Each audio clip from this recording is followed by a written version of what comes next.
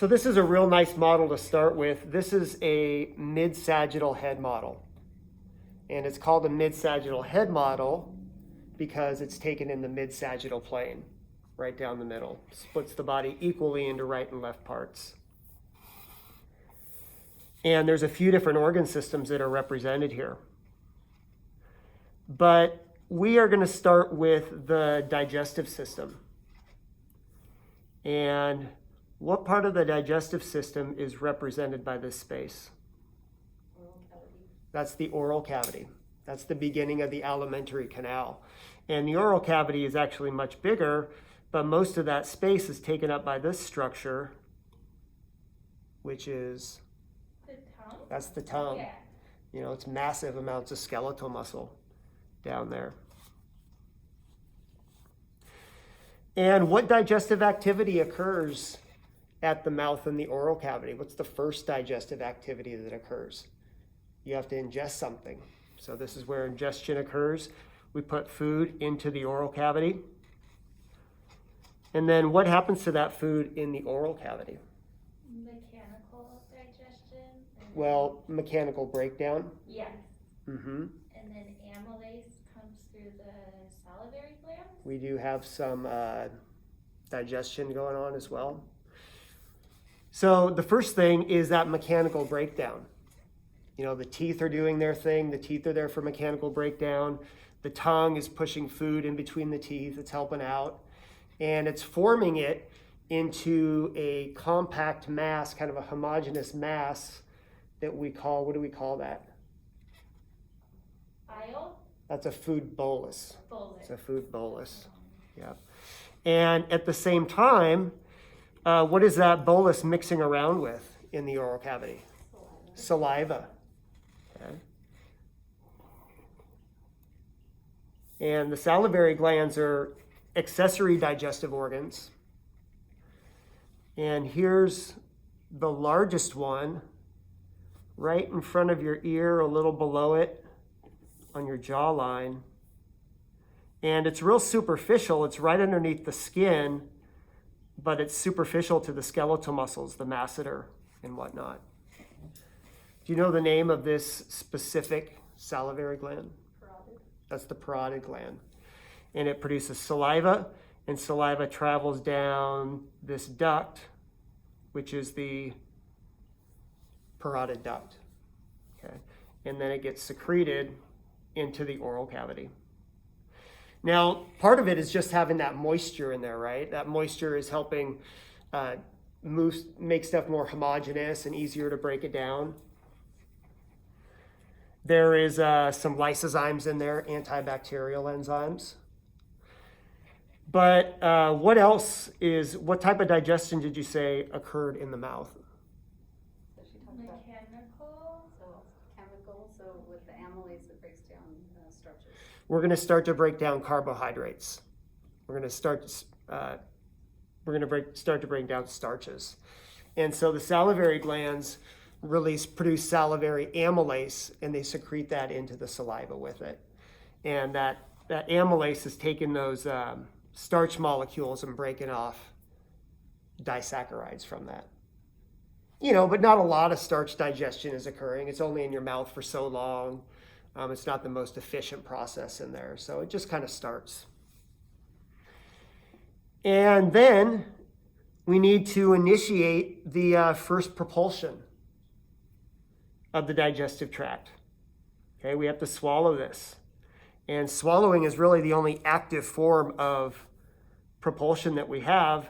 But what happens when you swallow? What does the tongue do? Pushes on the roof of your mouth. Yeah, it pushes that food bolus up to the roof of your mouth, to your hard palate and back to your soft palate. And at the same time, that tongue is pushing back. And what is it doing to the uvula there? It's pushing it up. It's pushing it up. This is the little punching bag in the back of your throat. That's the uvula. And the tongue, when it moves back, causes that uvula to come up, and that seals off the nasal cavity. At the same time of that part of that swallowing reflex, the larynx rises. If you swallow, you can feel your larynx rise. And that, in combination with the tongue pushing back, this is the larynx. What part of the larynx is that? That's the epiglottis. And when the larynx raises and the tongue pushes back, same thing like the uvula, it tips down and it seals off the larynx. So it seals off the respiratory tract.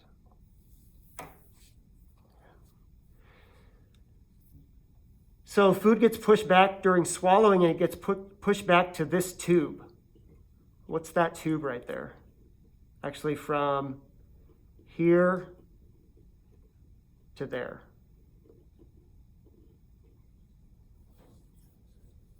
This one's an easy one to forget. That's the pharynx. Oh, okay. Yep, that's the throat. And this is the nasopharynx, oropharynx, laryngopharynx. Yep. And then what does the pharynx become? The esophagus. The esophagus. Yep. My friend, her esophageal sphincter, it closed. So she had to have surgery. The lower esophageal sphincter going into the stomach. Yes. Okay. So Like she it wouldn't couldn't eat open? anything. Yeah, she had to like only have liquids. So she had to have surgery to like open it back. Huh? Yeah. Sphincters. Yeah, and as far as digestive, that's pretty much what happens there. And we'll pick up with the esophagus when we get to the torso model. But it is worth touching on some other stuff on this model.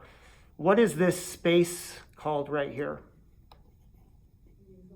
That's the nasal cavity, and that's part of the respiratory tract, the respiratory system.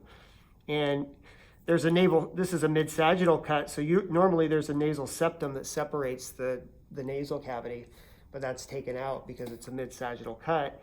And so each side of the nasal cavity has these folds in them, and those have kind of a funny name. Those are called nasal concha or turbinates. And when air flows in, it causes that air to swirl around and deflect up against the wall and stuff. This is a tough one, but could you tell me what type of epithelium lines the nasal cavity? We haven't covered this yet. Stratified swamp. It's a weird one. It's pseudostratified, Oh, okay. ciliated columnar epithelium. They have the cilia. Yeah, there's cilia in there, and there's also goblet cells in there. So they're producing mucus and trapping it and taking it away.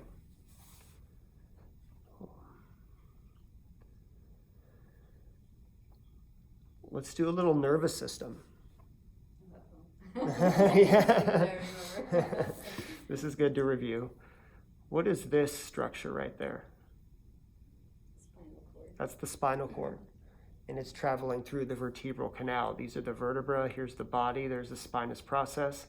And it's traveling through the vertebral foramen.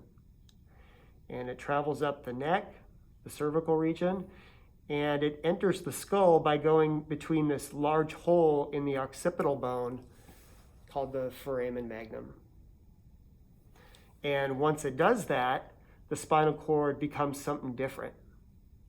It's continuous, but it has a different name, a different function at this point. What does the spinal cord become after it enters the skull? The midbrain? That's part of it. I know there's like the pons Yeah.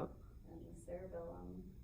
I don't know. So collectively, it becomes the brainstem. Oh, I was that's right. almost gonna say that. Yeah. But it sounded too colloquial. Like that's too simple. It can't be right. But the first part of the brainstem is the medulla oblongata. And then it goes to this bulgy region is the pons, and this is the midbrain up there. How much of that is your like lizard brain? Oh, I mean, the brainstem has kind of really primordial functions. There's a lot of survival reflexes that are built into there related to, the autonomic nervous system and all sorts of stuff. And so there is still a lot of reflexive behavior in there, the regulation of blood pressure. The regulation of blood pressure works through the brainstem. The regulation of pH balance through the respiratory system works through the brainstem. So there is a lot of that primitive, kind of survival stuff. And I guess the idea with reptiles is that just forms it's a larger portion of the overall brain. Yeah. Is that like right through the pons there, or like how many structures would you say are like more primordial, like lower level thinking, like we're not aware of? Well, we're not aware of anything that's going on in the brainstem. Okay. The only place that we're actually aware of stuff going on is this upper layer of the cerebrum, the cerebral cortex. That's where our consciousness exists in, our conscious thinking. All of our problem solving, our integration and stuff like that, higher level stuff. And that's why the human brain is so special. It has all these convolutions in the cerebral cortex that tremendously increase the surface area of the cerebral cortex. So a huge amount of processing ability. Okay. I want to do that.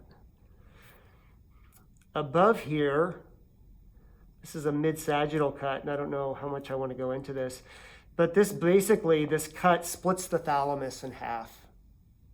The thalamus has two lobes to it. One is on either side of the mid-sagittal line, and so this splits it right down the middle. So there would be a thalamus on this side, and there's a thalamus lateral to that on the other side. And it splits it right in the middle, and this space in between those two thalami is the third ventricle. Okay.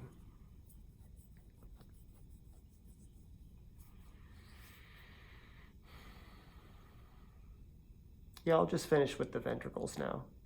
So do you remember what the ventricles are? They're those open spaces, those cavities within the brain. And you have the lateral ventricles, the two that kind of look like sheep horns. Then which is continuous with the third ventricle, which is continuous with the lateral aperture, which is continuous with the fourth ventricle, which eventually goes down, and it goes down the central canal of the spinal cord as well. And actually in the subarachnoid space too, the same between the spinal cord and the brain. But this is the structure right here that we find in each one of these ventricles, and this is responsible for producing cerebral spinal fluid. Do you know what those are? They're tufts of capillaries called a choroid plexus. Yep. So they're producing cerebral spinal fluid. It's traveling through the inside of the brain here, and eventually it makes its way surrounding the brain. Do you remember the three meninges that line the brain? The first one, let's start with the brain. And their first one follows all the contours of the brain, all the convolutions of it. And it's a really delicate one. That's the pia mater. And then the next one comes across, and it kind of covers the brain as a whole. It doesn't follow all these valleys and stuff like that. And it's pretty delicate too. That's the arachnoid mater. And there's a space in between the arachnoid mater and the pia mater called the subarachnoid space. There are these granulations that kind of hold it up, prop it up. And cerebral spinal fluid travels from the fourth ventricle area here, and it travels through these passageways, and it ends up in the subarachnoid space of the spinal cord as well. And what's that cerebral spinal fluid doing? It's basically bathing the brain. It's surrounding the brain. And of what benefit is that? Lubrication? Maybe not. Some protection, probably. But I don't know. Yeah, I don't know if I'd say lubrication. And what do you mean by protection? Well, it offers, you know, if your brain moves a little bit, it's offering some. It's a cushion. Yeah, cushion. Yep, for sure. It's a cushion against hitting the skull. What else does it do? Nutrients. Yeah, and I don't know how much nutrients it provides and whatnot because there is a huge capillary network through the brain that does that. But you know, at minimum, it's taking away metabolic waste products and kind of keeping a stable environment around the brain. You know. And lastly, it provides buoyancy to the brain. The brain is really delicate tissue, and if the brain were just to sit on here on its own weight, these lower portions here those neurons would get destroyed because of that weight. So it needs to be in a watery, neutral, more buoyant environment. And then the last motor is called the dura mater, and there's actually 2 layers to it. We used to get sheep brains that had the dura mater on it, and at least this inner layer. And it was cool because they're super tough. You have to take scissors and cut through them. Oh, that's a good. Yeah, and you can't rip it apart. Yeah. You know, it's the dura mater. It's a really tough protective. Tough mother. That's Yeah. what it means. Tough mother. And there's actually 2 layers to it. There's one layer that lines the skull. You'd have to take something in there to scrape it off the inside of the skull. And the other layer wraps around the brain, around the subarachnoid layer, around the arachnoid layer. And there's a space in between there. And those spaces are called your dural venous sinuses. And what happens is it's cerebral spinal fluid because we want to turn it over, right? It's produced by these choroid plexuses. It works around the brain, and then we want it to get rid of it so we can turn it over. And there's actually venous blood in those dural venous sinuses, and so the cerebral spinal fluid becomes part of the venous blood. So is that why if you get a head injury, it bleeds a lot? Like, That's a good question. Well, I mean, this is. I mean, I know the brain itself has lots of capillaries, but like when you Bone is pretty vascular, yeah, you know, in and of itself. yeah, I guess, yeah, you'd have to hit your head pretty hard for it to get that deep. Yeah. Let's Never mind. hope it's not Yeah, you going might through there. Die. That level. If your brain was bleeding. Well, internal bleeding is that can happen without cracking the skull and all that kind of stuff. Yeah. Cool. And then let's see. Yeah, so that's the cerebral spinal fluid thing. Let's just identify some other parts of the brain. What is this? Cerebellum. That's the cerebellum. That's involved in coordination and execution of skeletal muscle movements. If you had damage to that, what would the symptoms be? It's like, Maybe delayed response. you know, lose functions like walking or Yeah, you definitely become motor clumsier, skills. I guess. Yep, you would lose motor skills. More herky-jerky. How long would that take to recover? Like typically, like if something is, if say a nerve is damaged, then what would the turnover rate be? Or would that be like the whole tissue, I guess? Are you talking about the cerebellum? Yeah, so say like somebody got like hit there and then they're recovering, then. You know, the central nervous system notoriously doesn't, respond very well as far as when cells are destroyed. There's not a lot of regeneration it can do. You just have to develop new pathways usually. Yeah, and Oh, it has to go somewhere else to do the same function? if it could be done, there could be redundancy. It goes somewhere else. That's probably part of the therapy, Yeah. But yeah, as far, it just depends on the injury. I'm no expert on that part of it, but. And we said this is the cerebrum, and it's lined by the cerebral cortex. We have the thalamus on each side here. You know what that gland is? I think that's it. That's the pineal gland. Pineal, I don't know how to pronounce anything. which produces melatonin. So in response to darkness, it receives the pineal gland receives information from the optic nerve, receives light information. And in response to darkness, it releases melatonin. So is it true that if you take melatonin supplements that your body will stop producing it? Well, I don't know specifically if that's the case with melatonin in the pineal gland, but in general, with all the endocrine glands, there's a feedback component. So if you're an endocrine gland and you're producing a lot of something, then that hormone acts back and it tells the gland to moderate itself, to bring it back down. And so it wouldn't surprise me if taking melatonin, at least temporarily, would stop the production of melatonin. What about this area? Do you know what this area is called? Kind of right below the thalamus. That's the hypothalamus. A lot of crazy stuff happens in the hypothalamus. It's where a lot of thermoregulation occurs. Satiety center, thirst center, not to mention all the control it has over the endocrine system. So with this being the hypothalamus, what do you imagine that structure is right there? That's the pituitary gland. There's the anterior portion and there's the posterior portion.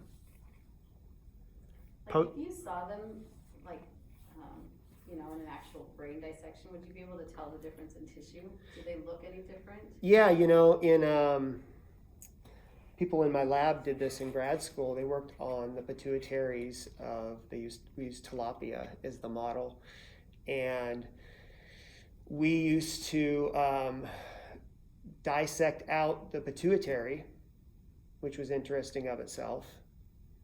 Basically shave the nose back, peel the skull back, pick it up, and it's on the base of the brain. And then you put it in, some fluid that's going to keep it alive for a while. And then they went back in there with microscopes and razor blades and separated the, I believe, the anterior from the posterior pituitary.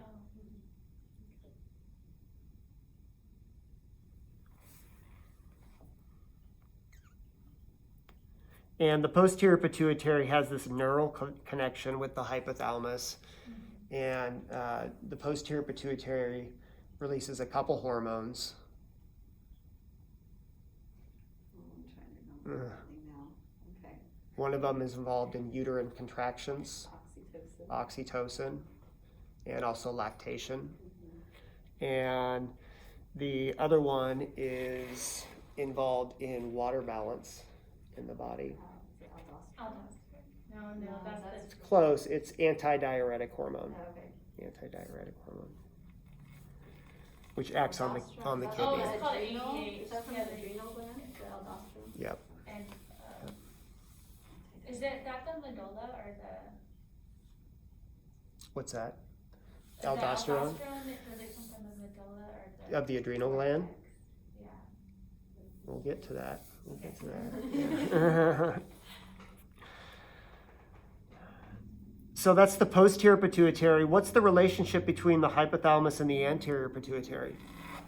So it's connected by the Yeah. the portal system. Yeah, What it's it's called. connected by the hypophyseal portal system, Yeah. which is a double capillary network there. And the hypothalamus receives all this sensory information, and in response to that, it can decide which endocrine axis it wants to activate. The hypothalamo-pituitary fill-in-the-blank axis. And what are the downstream endocrine organs that the anterior pituitary has control over? The thyroid? The thyroid gland, The liver, the liver, and then also the adrenal gland. the adrenal gland, and then also the gonads, the ovaries and the testes. Yeah.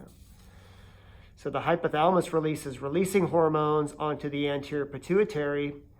If you wanted to stimulate the liver, then you would release growth hormone. if you wanted to stimulate the thyroid gland, you would release TSH. The gonads are FSH and LH. We'll get to that with reproductive. And then for the adrenal glands, it's kind of a hard one to remember, ACTH. Cool. And the pituitary sits in this little saddle right there. It has that little bone marking has a special name. Yeah, that's a sella turcica. And that's part of this larger bone, which kind of forms a lot of the internal compartment, nasal cavity part of the skull. The sphenoid, yeah, which makes these the sphenoid sinuses. So guess what? If you have a tumor on your pituitary gland and they need to remove your pituitary gland, what's a pretty slick way to get there? Nasal cavity, sphenoid sinus, right up through there. A hypophysectomy.